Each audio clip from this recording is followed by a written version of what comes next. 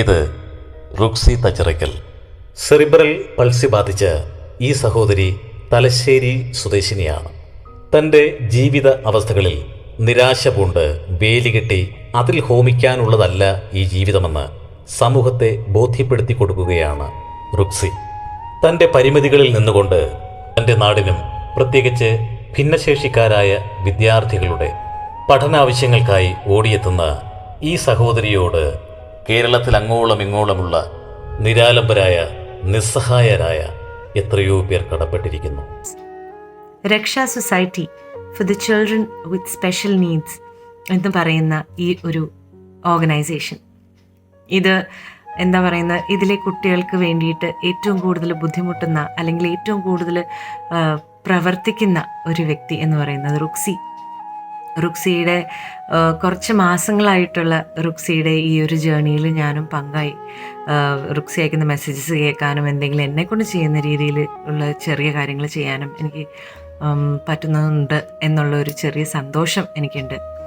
പക്ഷെ റുക്സി എന്ന് പറയുന്ന ഒരു വ്യക്തി നിങ്ങൾക്ക് വേണ്ടിയിട്ട് അല്ലെങ്കിൽ ഈ കുട്ടികൾക്ക് വേണ്ടിയിട്ട്, ചിൽഡ്രൻ വിത്ത് സ്പെഷ്യൽ നീഡ്സ് ആയ കുട്ടികൾക്ക് വേണ്ടി ചെയ്യുന്നത് വലിയൊരു കാര്യമാണ്. കാരണം റുക്സിയുടെ ഒരു കാര്യവും ഇതുവരെ പറഞ്ഞ് ഞാൻ കേട്ടിട്ടില്ല.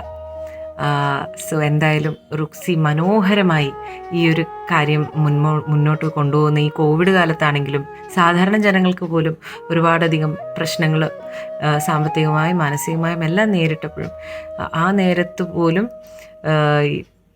ഈ കുട്ടികൾക്ക് വേണ്ടിയിട്ട് ഏറ്റവും കൂടുതൽ എൻ്റെ അടുത്ത് സംസാരിച്ചിരിക്കുന്ന ഒരു വ്യക്തി എന്നുള്ള നിലയിൽ റുക്സിയുടെ എല്ലാ പ്രവർത്തനങ്ങൾക്കും ഞാൻ എല്ലാവിധ ആശംസകളും അറിയിക്കുകയാണ്. കൊച്ചിയിലെ സെഹിയോൺ പ്രേക്ഷക സംഘം ഉൾപ്പെടെ നിരവധി മേഖലകളിൽ റുക്സിയുടെ സേവനങ്ങൾ എത്തിയിട്ടുണ്ട്.